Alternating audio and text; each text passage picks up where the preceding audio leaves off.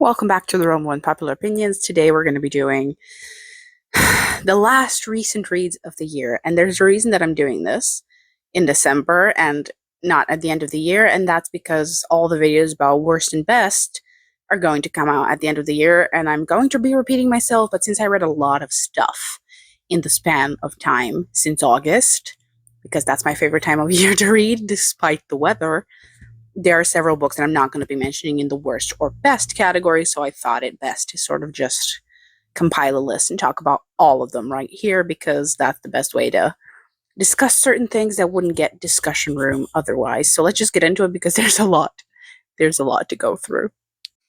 The first thing I will be discussing, albeit very briefly, are the natsume reread. Is the Natsume reread. I reread this because the anime was coming out, and I think I started in September and read it far too quickly. So before October rolled around and the series started, I'd actually read it a while back, and I didn't even remember the plots perfectly, which was actually kind of perfect for the anime itself, since they do adapt it a little bit haphazardly, so you don't really know what chapter and what volume the story is going to be from. So I did quite like that. But the thing that I want to highlight, not the reread itself, is volume 30. Now, I already don't know if I talked about it. I think I just talked about buying it, but I loved volume 30. I loved volume 29, but a bit less than volume 30, because she does story arcs very rarely, and she said so herself in like the ending of the volume, that she doesn't really dive into long story arcs, but she felt that it was finally time to do this one, and I'm so excited about it. Her last longer story arc that lasted like through 2 volumes is, I think, my favorite bit of the story, and I don't think it's going to be adapted in the anime yet, which is a shame.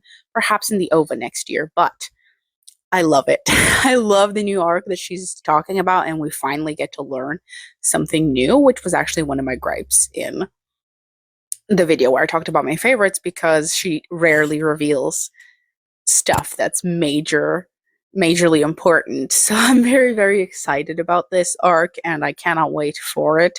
The only problem is that volume 31 is already out in Japan, but volume 30 just came out in English, so God knows when I will be able to read it. In any case, I was super, super excited that she finally started another story arc.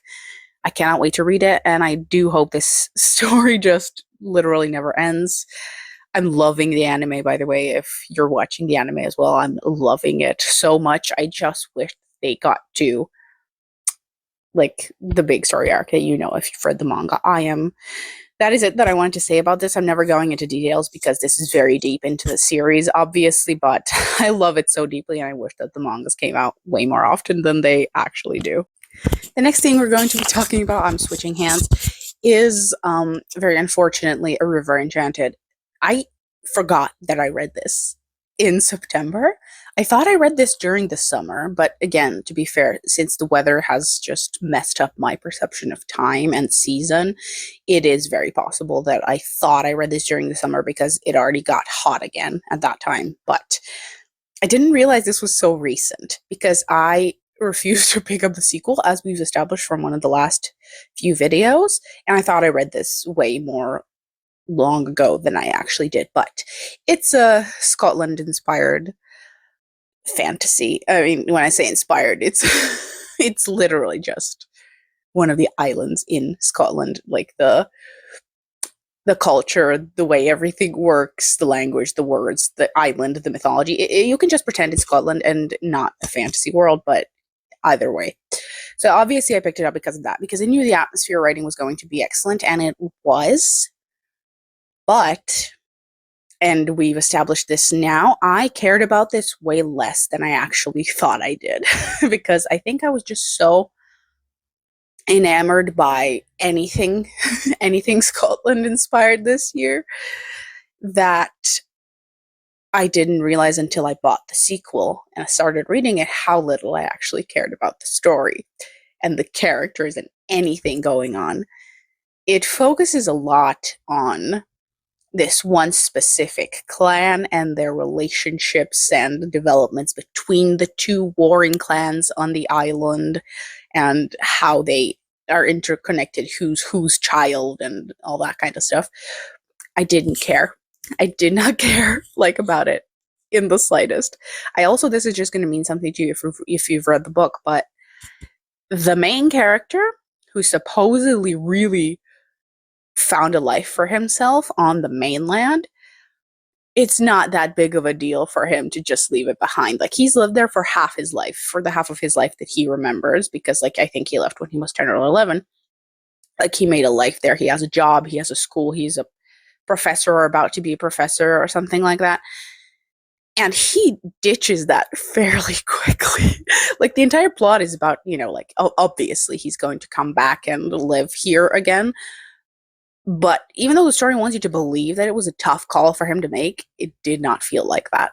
Did not feel like that for 5 seconds. It feels like the minute everyone on the island was even open to welcoming him back, he was like, "Yep, absolutely, I'm back. I'm abandoning everything that I've established on the mainland." But aside from that, I didn't care for anything. The mythological aspects, kind of cool, like the ghosts and the rivers and the magical aspect of this fictional island, pretty cool.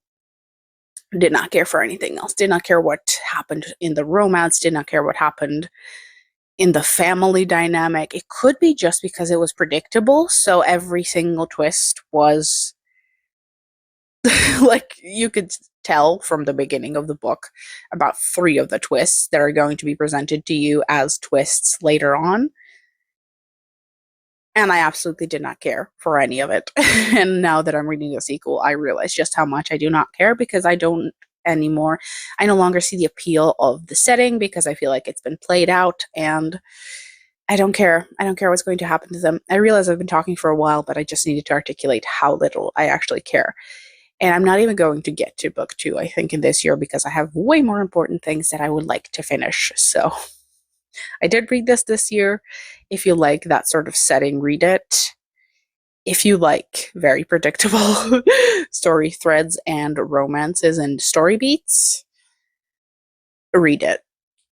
The next few are, I was looking for the word, nonfiction and philosophy, so I will be very quick with these 2.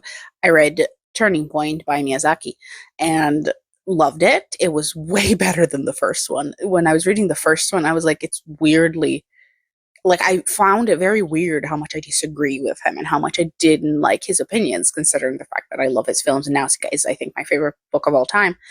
And then in the second one, he came through. Like, he actually came through as the person who I obviously very much agree with from his vision. And in part 2, it really came out how much he's changed from when he was young. I loved Turning Point. So many of the things that he talked about, I loved and highlighted and marked, and not obviously highlighted, but with the tabs, and loved. So I think I will be going back to part 2. I don't think I will be going back to part 1. Both of them are up here on Nausicaa. So I loved Turning Point. And the other 2 things I read were How to Die, like a guide on living or whatever, by Seneca, which I read randomly because one of the people I was following on Goodreads really, really hated it. And I was like, philosophy, it's been a while, why not? And I found out he was also a Stoic, like Marcus Aurelius. Loved it.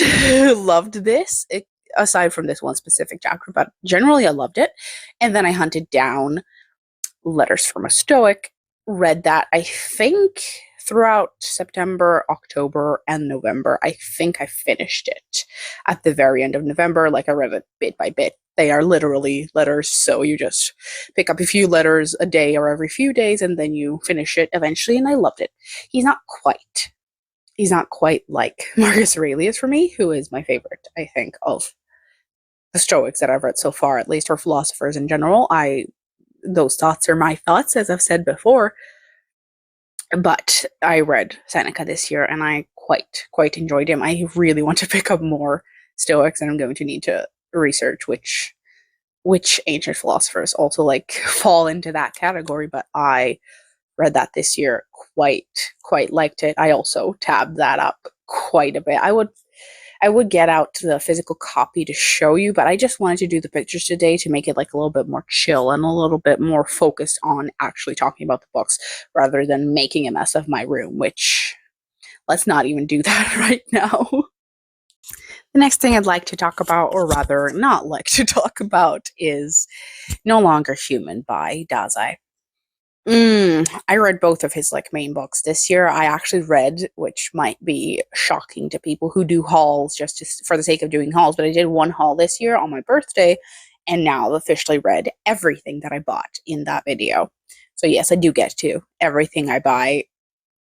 Mostly. The only books that I don't really get to are the books that I bought years ago. But yeah, everything that I bought this year for my birthday, I read. And this was the last one.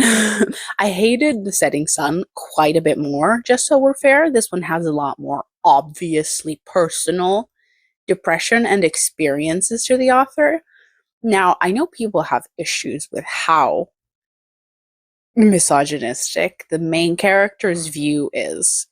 However, since we are not 2 years old here and have reading comprehension, that is not how this book reads. Also, the character who narrates that this is his friend. I think in the end, the voice changes quite a bit because it's no longer just that friend, but it's the narrator himself. It's not, even if he had these views, which I don't think he did. He was just a bit weird around women. He either didn't understand them or found them confusing or whatever. I don't really care about author lore. I only read this because of Pungo. But it didn't read like that to me. It didn't read like Pillars of the Earth to me, like women hating. It read like this is a very, very damaged, very depressed, down in the dumps man in every aspect of his life. So how he views women is just one aspect of the entire pile of crap that is basically his life. So that did not bother me. I just wanted to address that because I saw that as the most common complaint. But that aside, I liked, if that's the proper word, more than The Setting Sun. I still did not enjoy it. Did not enjoy it because there are certain books that just feel like an outlet for the author's misery. And I've said that before for several of the other books. There are certain books that feel like they are giving into the world, if that makes sense. The story is made for more than just the author. It's made for other people. And then there are stories that feel like they're just the musings and sufferings of a specific person, that being the author, and that me reading it is a little bit pointless. I read this and I was like, you were clearly in a really, really bad place.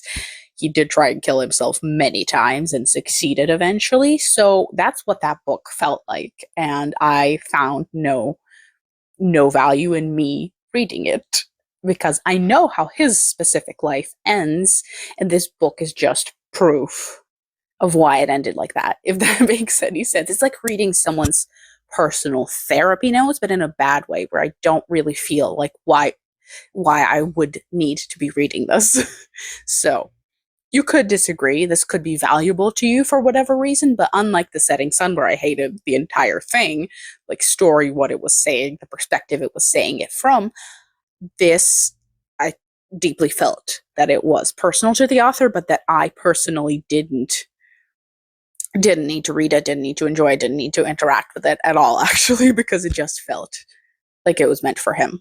So that's what I have to say on that. I won't be talking about it again because the other book will be making it into my worst books of the year, but this one won't. So I just wanted to articulate that a little bit, but I don't even think I articulated it very well because I did hate my time reading it. But now looking back on it, it was enjoyable isn't the word, but I hated it less than I hated the other one because I saw the point of this book in terms of its author. I do hope that some of that made sense. The next few things I want to highlight are the short stories. I keep thinking incorrectly, but I read all of these in videos, so I won't go on and on about them, but I want to highlight the few that actually stuck and just keep it here because short stories aren't going to make it into my favorite books of the year. That's just not how I think of them, but I do want to highlight the few that I read that really stuck with me. The first one is in Kroppsberg Keep. I talked about all of these in the videos where I read them in, but this really reminded me of specifically Hill House. I feel like she had to have read this book because the atmosphere and just setting and the way it's written and described and plays out, I don't know why, it felt really similar to Haunting of Hill House to me. I quite loved it. It was excellent. Now, if I'm not mentioning the authors for some of these, it's because I don't remember the authors, but just search up the title and you will find it. Mask of the Red Death by Edgar Allan Poe. I also talked to Death about this. I loved it. I, in general, do love everything I read by Poe, if in aesthetic and writing style alone. But this really sat well with me. I loved the way the story was paced, how long it was, what it talked about, how it talked about it, just how it was presented was like indicative of how good short stories can be. Now, while I still don't like really the form of short stories, as I've said many times before, I vastly enjoyed this. It was excellent. And another one by Poe was, two more by Poe actually, Island of the Fae. While I don't remember the plot of this one, I definitely remember how well written the atmosphere was.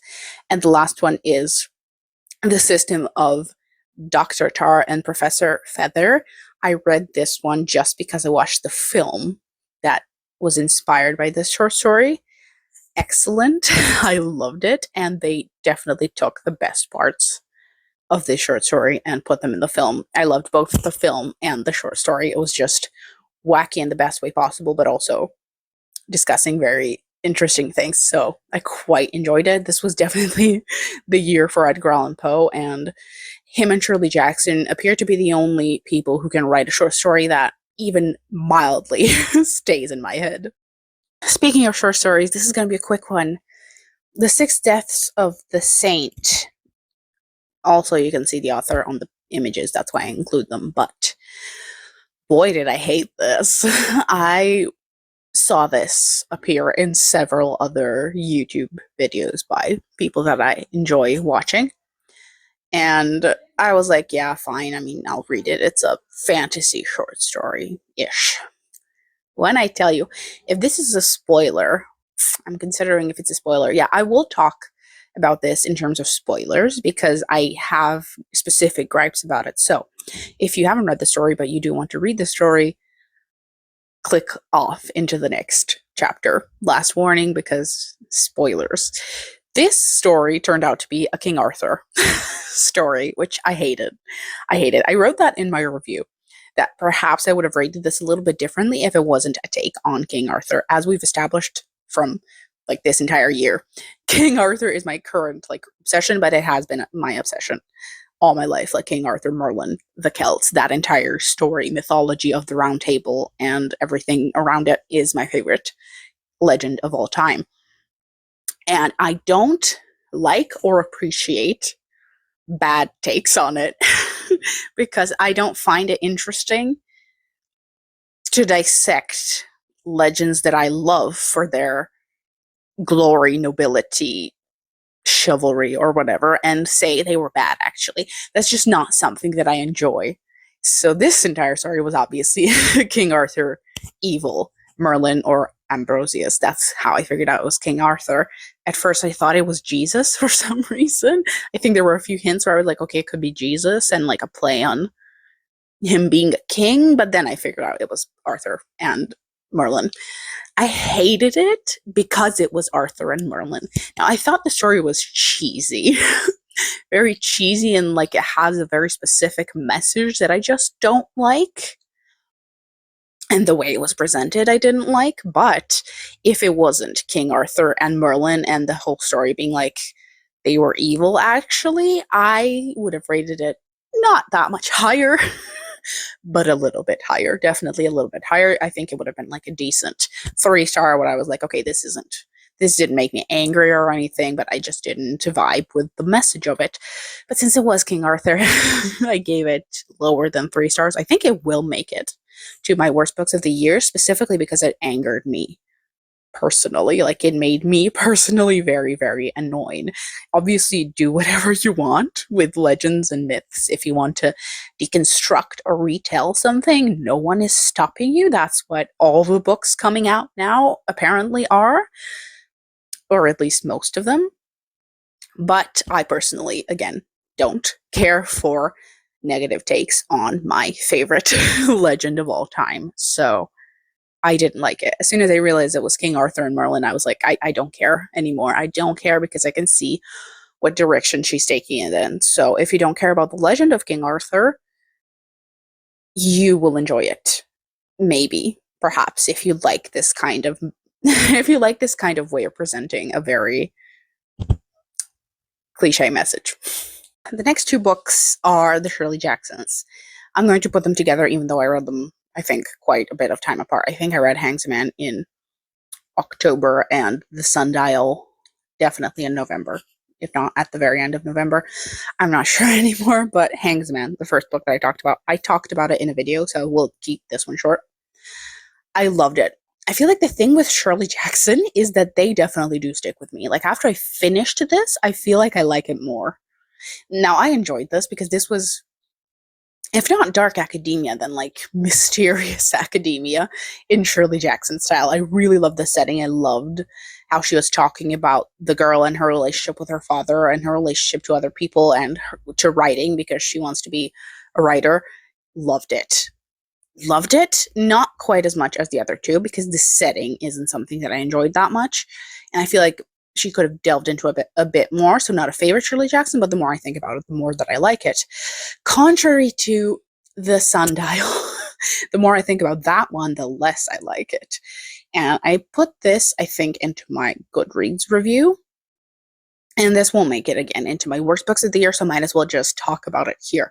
But this book has a problem with setup and payoff. Well, Shirley Jackson never gives you payoff, and that's just her thing. She prefers the setup and then the discussion and the build-up and the tension. This was a premise where you feel robbed without the payoff. Like, I got to the end knowing she was not going to give me any answers and she's going to force me to think about it myself. But here I genuinely felt the significant lack of this payoff, which is a little bit on me because I should have known she would never give it to me, because that's just not her thing. But I found myself specifically in this one, I think because there's so many points of view, she usually doesn't have this many points of view. I found myself actually caring about what would happen at the end. And when she doesn't tell you, but forces you to like think up an ending for yourself, I was genuinely annoyed. I was genuinely annoyed and a little bit annoyed at myself for not expecting she would give me nothing. So while the build-up was excellent, it did get me a little bit too interested in the premise, to the point of me being very irritated at her for not giving me any answers, which again, she never does, but in this one I sort of wanted. I sort of wanted at least some answers, because I cared more about the answers than the characters. And that's the thing that usually gets you with Shirley Jackson. You have to get into the characters and their musings rather than the overarching plot, because she's never going to give you the resolution to that. And it has worked so far because we have mostly had one or maximum 2 points of view. But here we had so many that I felt like I was supposed to care less about the characters and more about the overall premise, which isn't correct. So I was angry at it. I enjoyed reading it. I have no problem reading a Shirley Jackson book because she's going to keep you hooked. I did, however, again, really mind the lack of an ending. I turned that last page and I was like, you couldn't have just, like added like 3 pages to give me this one specific answer and then just moved on. But yeah, that's just not her style. That's just not her style. You might not be annoyed by the lack of an ending in this one, then that's absolutely up to you, but I was.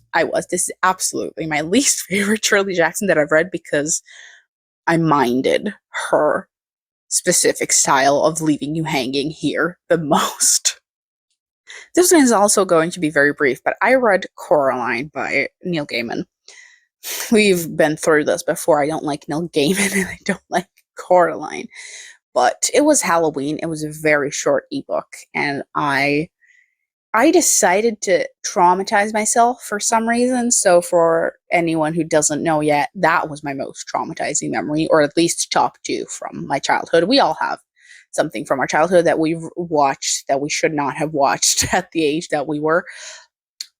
I saw Coraline in theaters when I was, I think, 7 years old.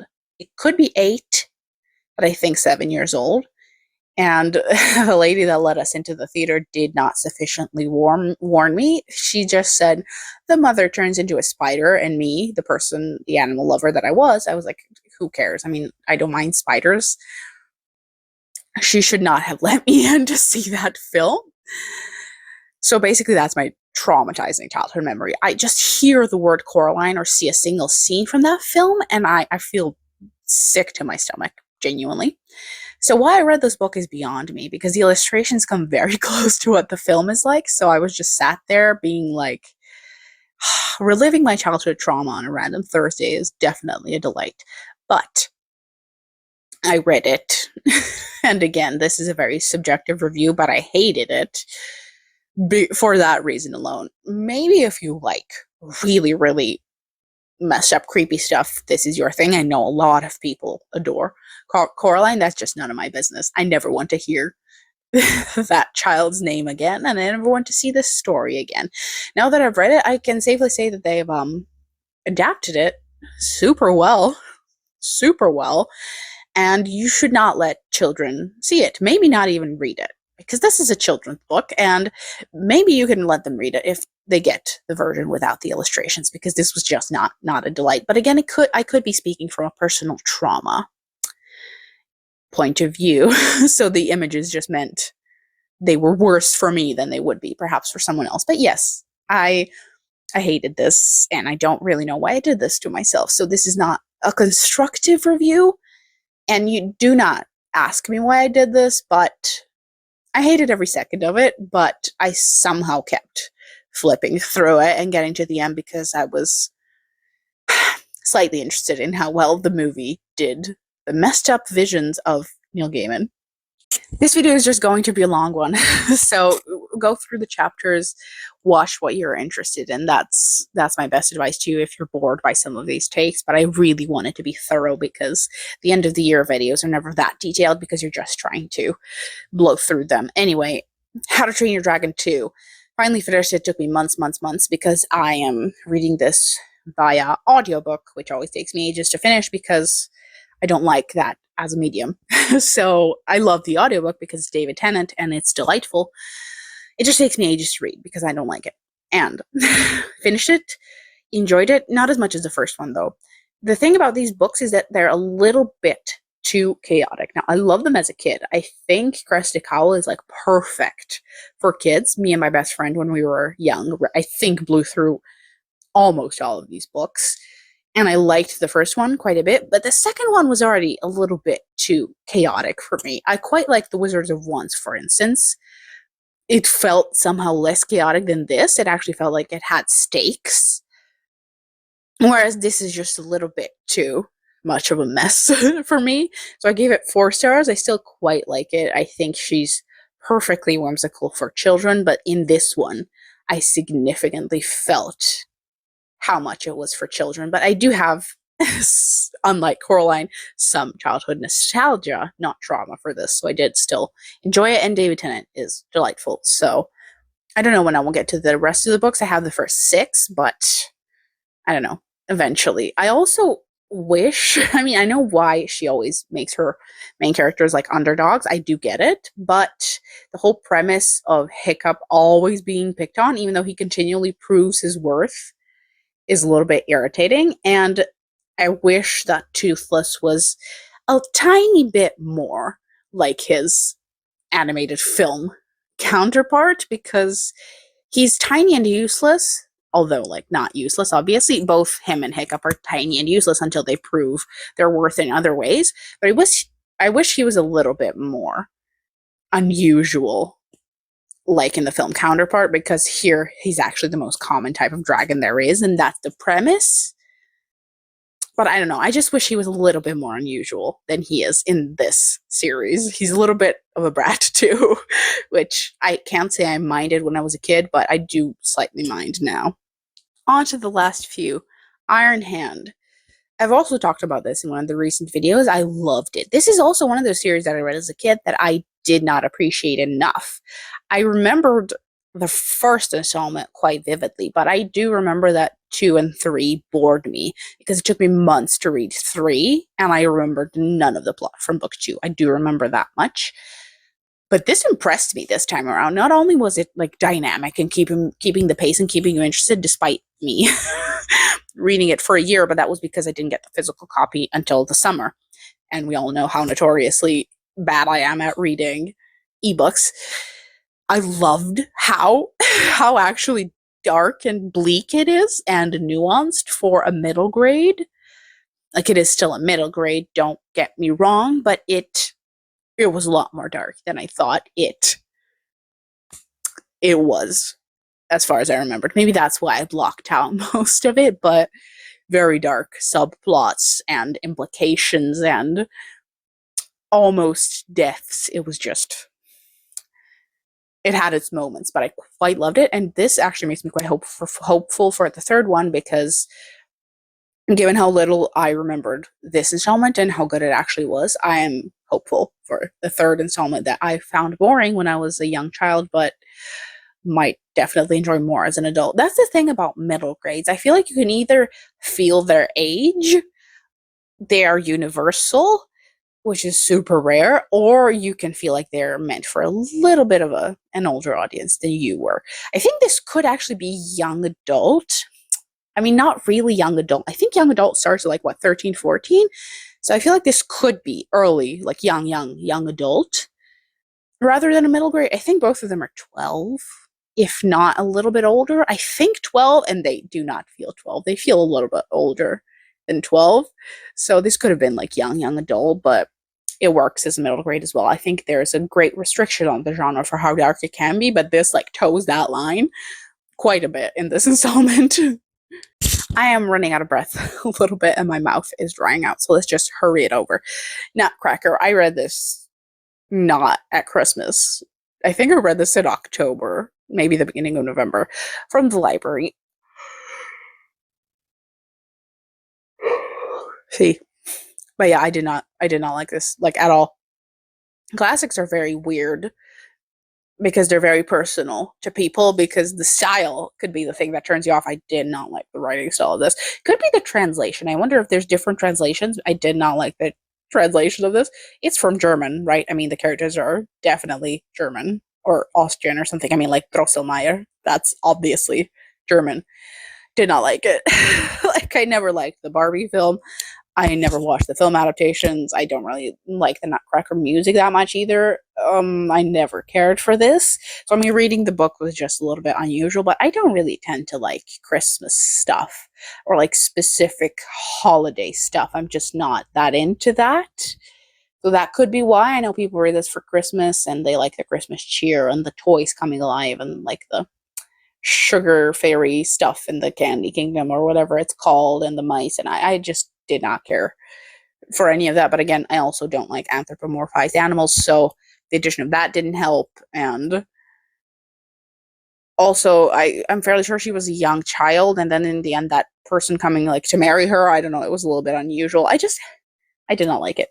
I don't have a huge reason as to why. I just did not like any aspect of this. So that's my review for that. It's very brief, just like my time with it was. I'm sorry, I was just looking at my copy of Jane Eyre and I figured out like the cloth bound, the fancy one, and I saw that the name of like the Bronte part is scratched off for some reason. I know that the cloth bounds are like notoriously not great for reading. I did read it though, so maybe that was a mistake. Doesn't matter. I really love the cloth bound edition, regardless of this. I'm just not a perfectionist. Anyway, speaking of Jane Eyre, oh, this book. Oh, this was Salt and Broom. This book is a fan fiction-y retelling of Jane Eyre.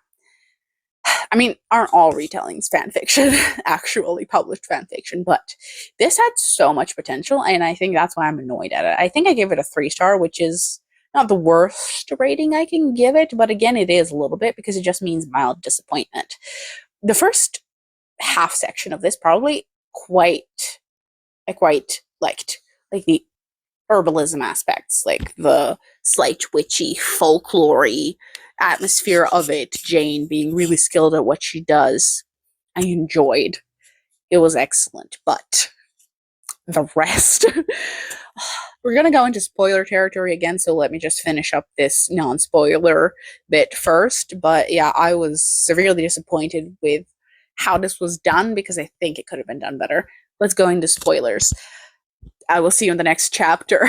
But the romance aspect. Now, this author writes romance, and she has one erotic book. As soon as I saw that, I was fearing smut the entire way through. I was like, she's gonna put smut into a Charlotte Bronte retelling. She didn't, by the way. Spoiler. That was great. I was very happy to be wrong in terms of that. But the romance aspect, oh my god, like Jane Eyre is my favorite romance of all time, if not my favorite classic of all time, but definitely my favorite romance of all time. So I was wondering how she would do that. This book is far too short. Far too short. The first bit draws on and on, like her investigation aspect at Thornfield and like getting to know the staff and Mr. Rochester and everything. Interesting. Cool. She could have actually gone with that premise. It was fun. Like, it was reminiscent of Jane Eyre, but it was very much its own thing. Then later when she tried to cram everything else into it to make it like Jane Eyre, exhausting to follow. Too fast and very easy in a way. Because she's there for 2 days and these two are soulmates, deeply in love. Because she's trying to, ram in everything that happens in the original. Then she's gone for a day, maybe a day and a half, comes back, and Rochester behaves as though she's been gone for ages. She was trying to emulate the feelings of the original, but they knew each other for a significantly longer amount of time there. I think it was a year, if not a year and a half, before she actually leaves and goes to St. John. And then it's another year before she comes back to Mr. Rochester and like finds him blind and everything. So like she tried to cram all that development of how much time they spent around each other and the yearning and the back and forth and the constant conversations that they had that made me love the book. She tried to cram that into a few days worth of knowing each other, and it didn't work. I significantly felt that she wanted you to, what's the word? Superimpose? No, that couldn't be the word. It might be the word, but you know what I mean. Your love of Jane Eyre into these characters. So like your memory of Charlotte's work sort of fills in the blanks, but that's not how storytelling works, Sharon Lynn, whatever her name is. That's not how storytelling works. You're telling me your story. You can't hope that another story will fill in the blanks for you, because that's stupid. Why even publish this if you're just hoping that another author will do all the work for you? What's the point of you if that's all that I have to do, fill in the blanks of their love story and bond from another book entirely? Now, she couldn't obviously recreate the entire thing, but she could have put her own spin on it. I would have believed it far more if she had just made a time jump.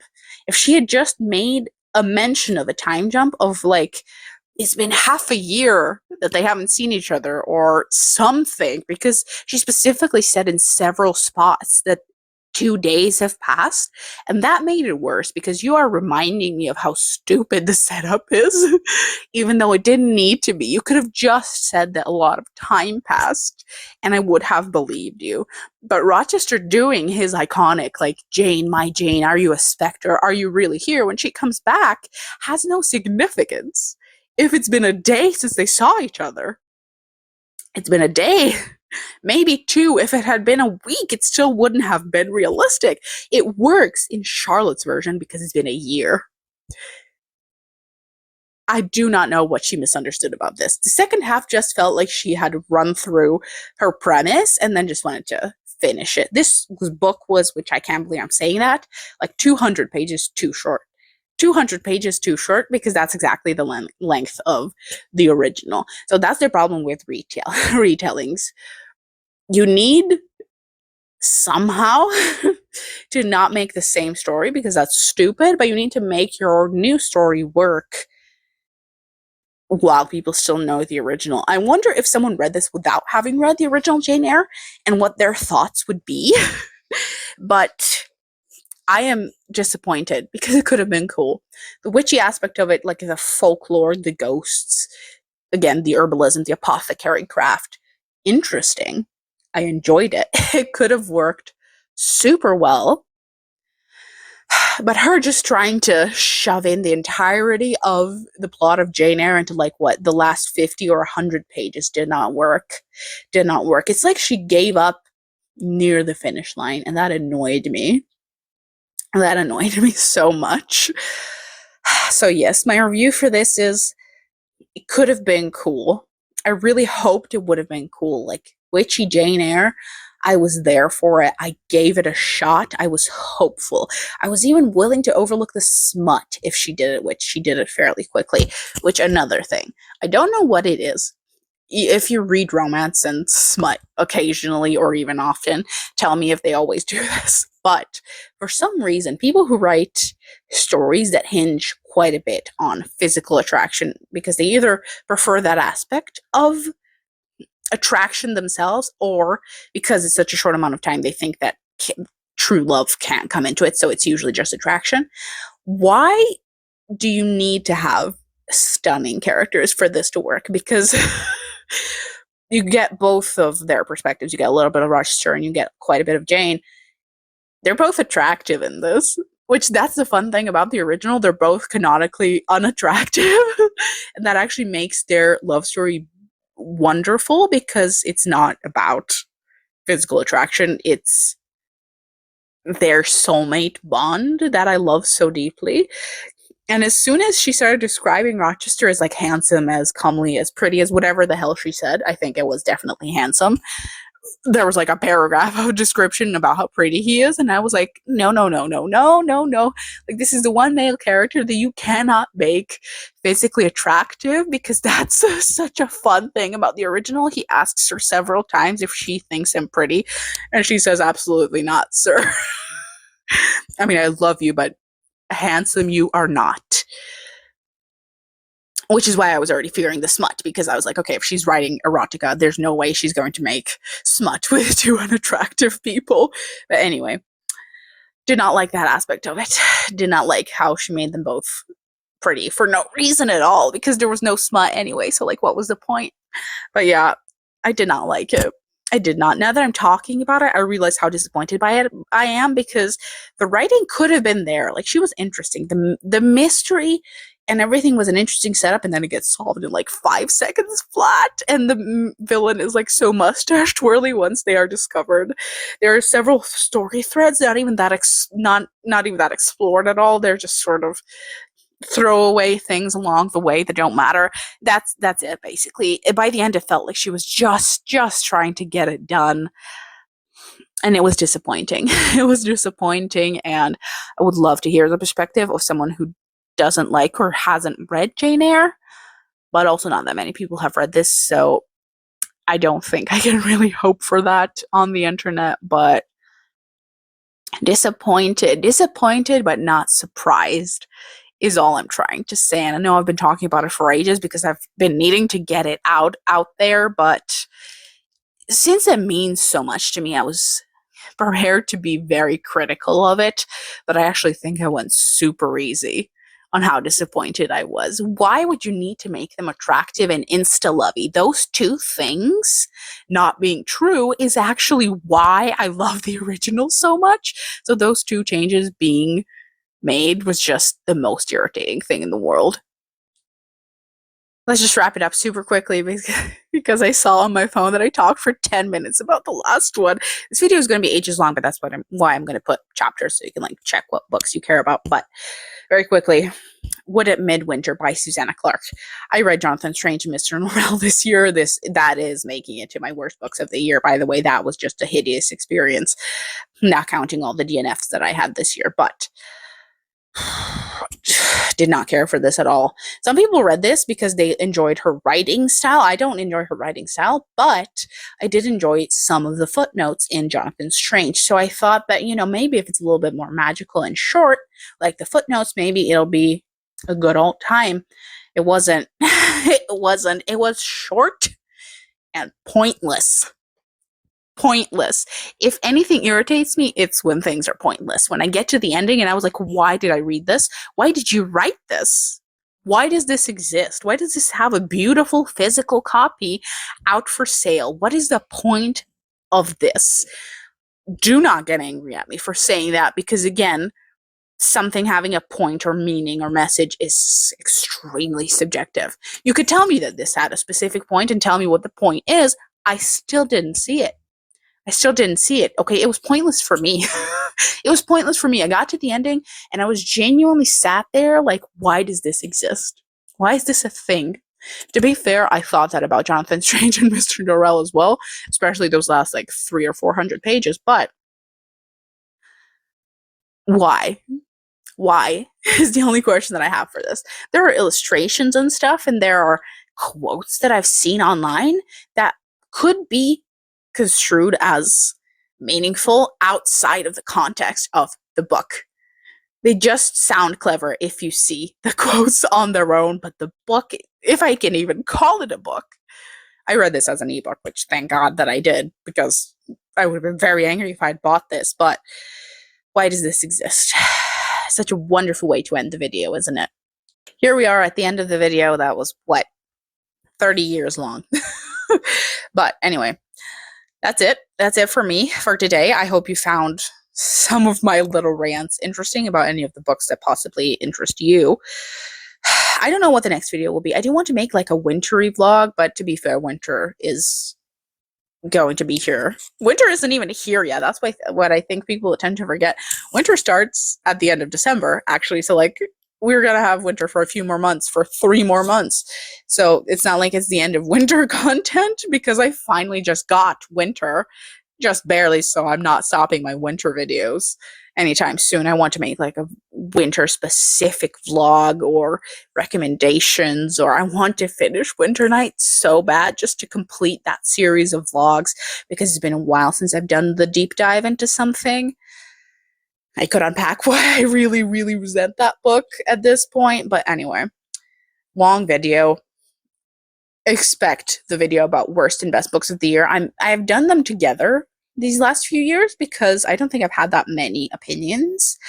But I think this year I'm going to need to separate them because I have many opinions. I had many, many, many bad books that I read this year, but also many, many good ones. So also the one thing that I want to say that I keep mentioning all year, the video about the little classics box sets, I keep having to finish them because I've added more classics to that list. So I have a few more to finish before I can make the video, but I might just make it pretty soon anyway, and to make a comprehensive video, but I don't think it's going to be this year. I might make it like in the week before New Year's or afterwards, but not anytime soon because I have a few more books to finish. So anyway, yeah, that's it. I will see you in the next video, wherever and whatever that might be.